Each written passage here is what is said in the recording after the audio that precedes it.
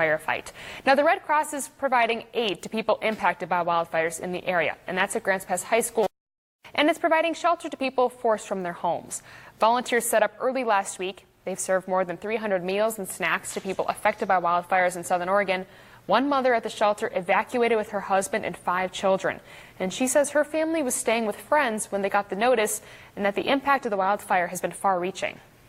I just hope as like a community, people can really pull together and see that those that are struggling or, have lost their house or, their livestock or their land, that we can just be compassionate and be there and support them, because there'll be a lot of misplaced families and animals.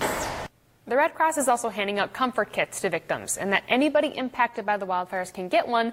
They just need to go to the shelter.